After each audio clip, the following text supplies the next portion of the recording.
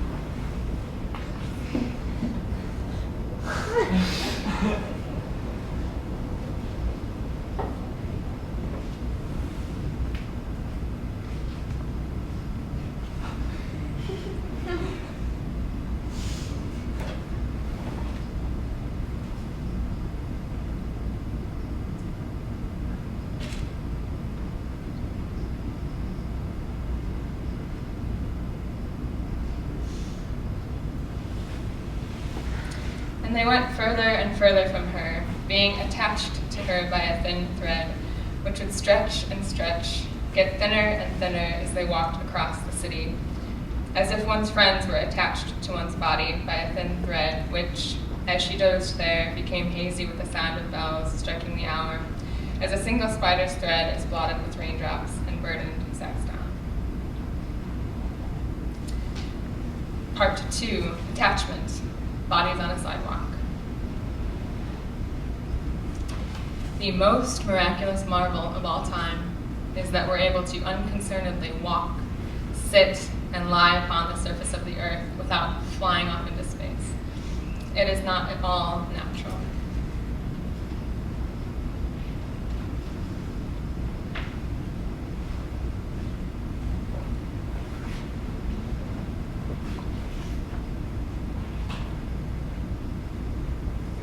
In the late 60s, psychologists began examining the correlation between urban masses and the movements of individuals. As cities swell, steps quicken. They hypothesized that people were overwhelmed by city living and sought to cope by traversing the grid briskly, minimizing or at least hurrying along the barrage of stimuli. Later, researchers began realizing the parallel between economics and ways of moving. A city's population, wages, and costs increase, propelling its inhabitants towards speed and efficiency. Cash flow affects people flow. Now there's the actual city, bustling, efficient, urging us forward, and the imagined city, still soft in our hands. Two cities running perpendicularly. One stretches out at eye level, the other, on the periphery, shoots upwards. The horizon line slices the sky in two. Feet skim the sidewalk and the ground tilts perceptibly. This is an ordinary day. A body abides attached as the horizon line slices the sky in two.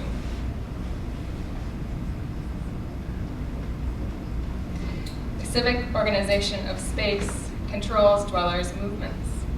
A passageway, liminal, orders a procession without pause. No lingering, no loitering, no levitating. Levitation, an experiment in toppling, eluding gravity and upending the intended purpose and pace of a place. A fabric connector, skin-like, becomes a fifth limb that seeks out support and allows for floating. Perhaps enacting a collapse echoes the ethos of a site in disrepair, a passage or city that no longer implores swiftness and efficiency. Perhaps a horizontal body questions the convincingness of the vertical, of supposed stability and permanence.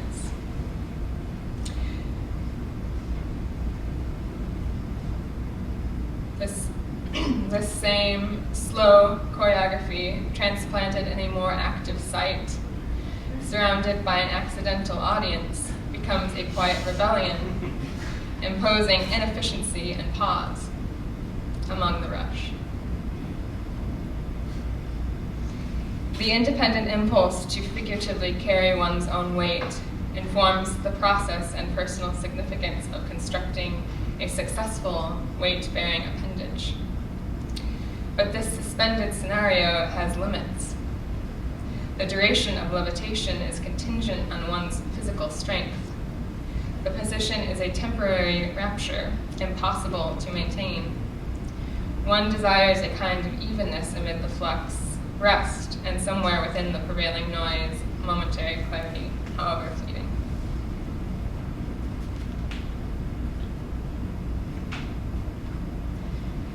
Part 3, tipping point, a teeter-totter. Standing still is not actually still. Balancing on two legs demonstrates to the body that one moves with gravity always. It is watching the reflexes at work, knowing they are subtle and dependable, not just emergency measures. This simple practice is a preparation for the complex interactions that will arise with a partner.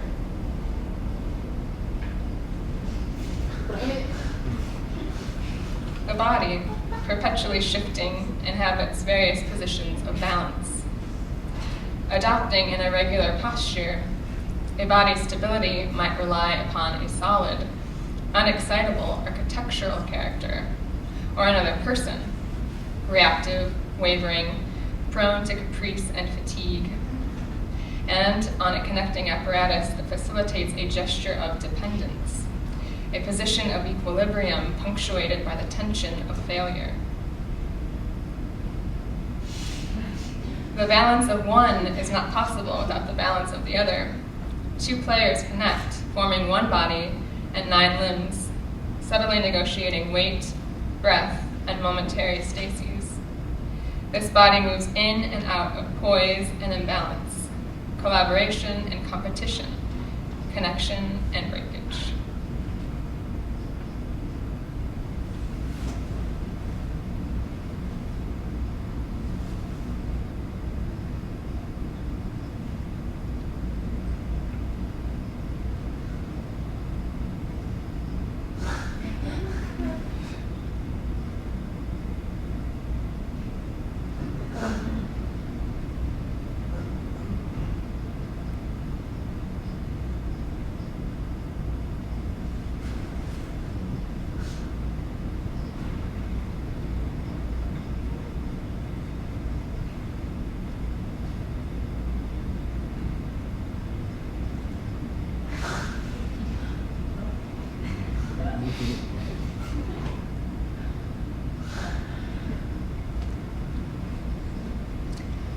Tipping point attempts equivalence, a mutual reliance and responsibility of the other's weight.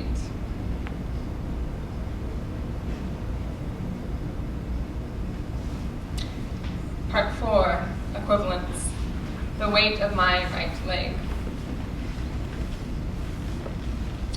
Both suspension and balancing methods were used for locating the center of mass or gravity of body parts. Head, 8.26 pounds. Hand, 0.575 pounds. Pelvis, 14.81 pounds. Foot, 1.38 pounds. Such data is useful in designing work activities, training for peak sports performance, and testing how the body might hold up under impact in crashes and falls. An accurate method of determining the average weights of body segments involves dismembering cadavers and suspending each body part, counterbalancing them with objects of equal weight. Performing full body suspension and balance also requires the calculation of equivalences, pounds to material strength. A body weighing 131 pounds requires 84 threads, for example, or 171 inches of cloth, 2 stainless steel rings, and 1 carabiner. 2 bodies, totaling 272 pounds, come to 17.3 feet of 2-ply canvas, 1 1/4 spool of thread, 6 stainless steel rings, and 2 carabiners. 1 artificial leg calls for approximately 33 ounces of sand. The process of figuring equivalences and engineering a means to support one's weight relates to this procedure of accumulatively carrying, weighing, and suspending a series of objects, a fragmented body, one's own body. This balancing of parts parallels the performer's body dancing precariously from block to block, which become extensions of the hands and feet.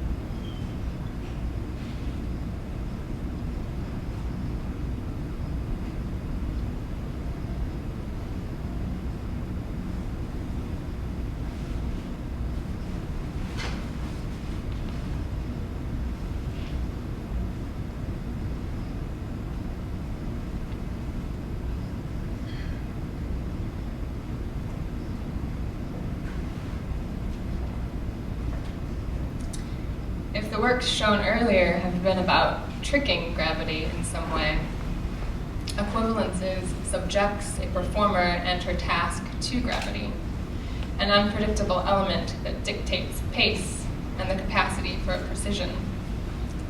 The performer is subordinate to rules outside their control, and yet actively creates a path and walks along it.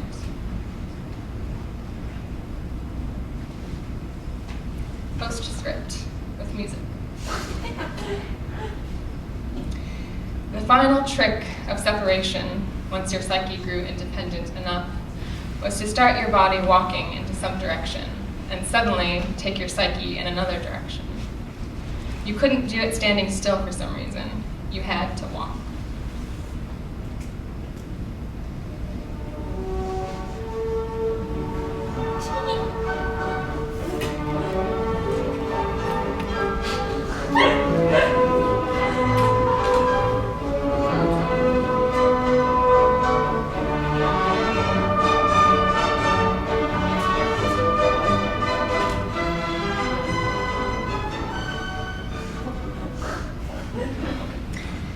So I was sitting in the computer lab a few nights ago, editing the footage you saw today, and the man next to me was blasting Strauss's Blue Danube on a loop. I trained intensively as a dancer for many years, and hearing those notes again, my body reacted, remembering its younger performing self, while my mind watched my more recent self perform on the monitor. I usually consider my current endeavors as a reaction against my past training, those years of striving for physical virtuosity and enacting the choreography of others. But Strauss did something else. Of course, viewing all the pieces I've just shown to this soundtrack of Blue Danube was rather amusing, but it also made me realize how my body deceives me, walking in one direction while my mind faces another. There's something undeniably balletic about these fascinations with suspension, levitation, and balance, the denial and then acknowledgement of weight and gravity. My work now collapses the distinction between performer and creator, and is redefining my previous definition of virtuosity. Inseparable from this rebellion, though, are the ways in which my body has been inscribed by training, the voice of tradition, and evidence tends to resurface. These attempts at suspending gravity, for example, a particular carriage, a stoical presence despite occasionally perilous or strenuous situations, a planned choreographic method. It is from this place that I approach my current performance practice, resisting a previous performing self, and at the same time uncovering and working with those remnants. Thank you.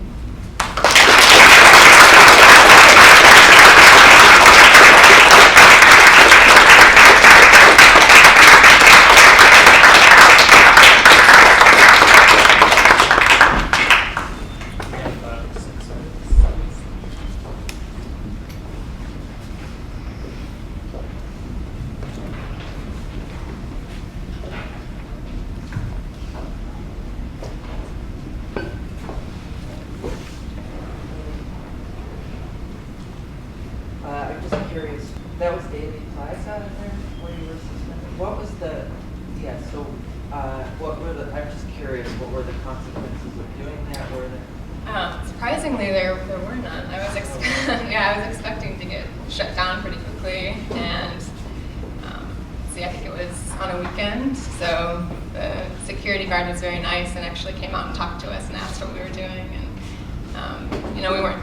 you're not usually supposed to be able to film there, but he kind of turned his head and let us do it anyway. So. Did he come up to you while you were doing it? Mm-hmm. And you talked to him? He came up to the my friend who was filming. But they were quite difficult. Yeah, I guess he didn't talk to me when I was levitating. Nobody approached me. They kind of kept their distance. I'm wondering where this desire to sort of fly or levitate or like transcend gravity, like if you have an idea about where that comes from for you, do you feel it's a symbolic action or like a formal consideration, or I was just wondering how that thread throughout your work came about for you. Yeah, I think it's kind of a fantastical desire of just wanting to enable the body to do something that it's not usually capable of.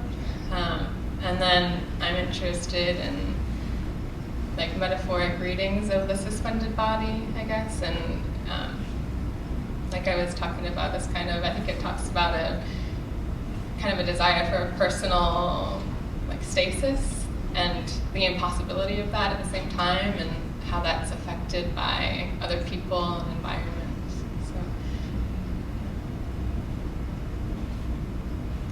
I think that's also, when you talk about your dance training, and that's also like the precepts of ballet, leaving the ground, flying, levitating. And it's really interesting how all of these pieces are dealing with those issues of weight and balance and flight, and also kind of incorporating a kind of dance historical critique, from the weightlessness of flight to Trisha Brown and others, walking along walls.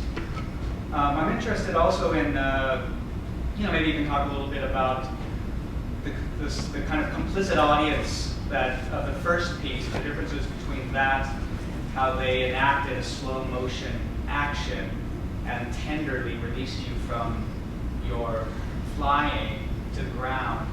That kind of interactivity versus working on your own or with the partner in the harness piece.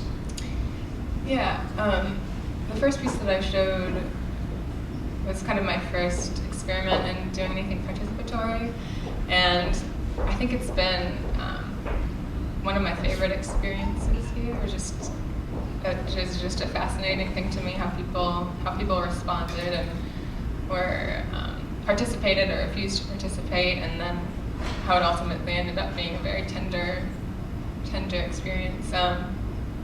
Working alone, it's kind of a new thing for me. I don't have that in my background. And it's been interesting. I think the process of achieving suspension and levitation is like really important to me, or just that I'm constructing these materials myself, and that's what enables occupying these other planes. Yeah.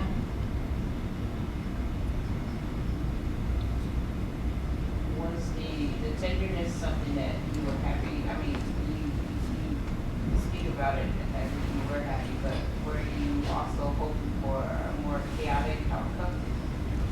I wouldn't say I was hoping for that, Oh. but I didn't know what to expect at the same time. Well, I did, because it's in this setting, and I was doing it with friends essentially, and so I'm not sure. I would be curious to see how that piece would be with a more public audience, I think. Because I think it's quite an interesting reversal of the usual kind of discussions we have around a piece like Rhythm O, where it's just this sort of sense of the dark side of humanity being unleashed, being given half a chance, and just that sense of tenderness, and in a sense people, for want of a better phrase, kind of doing the right thing in a certain kind of way is kind of really interesting. I wanted to ask something else, which maybe sort of stems out of some discussions that we've had in the past, kind of about what those changes in the body's plane and body's sort of experience, what that then triggers or what that then allows. So that sense of whether it's a building or another person being that you're working against or with, kind of once you get into that position, sort of where you sort of feel what else that might allow beyond that sense of equilibrium or sort of seeing the world in a different kind of way. Because in a way, I think you kind of the image you showed of you looking up at the building, that kind of made me sort of think about kind of like that other experience that you're having. But then I kind of wonder how that could be expanded and extended, to kind of have that. The act of doing this then triggers or allows something else, another thing to happen. Mm-hmm. Yeah, I mean, that's something that I'm thinking about, or seeing how I might complexify some of these works. Like especially, I just started working with my collaborator, the man in the harness, and I feel like that's existing as an experiment right now and research, and that is that question, like once you achieve this, then what, right? Is it just a fluctuation, or is there another element? And I think there will be, but I'm not sure.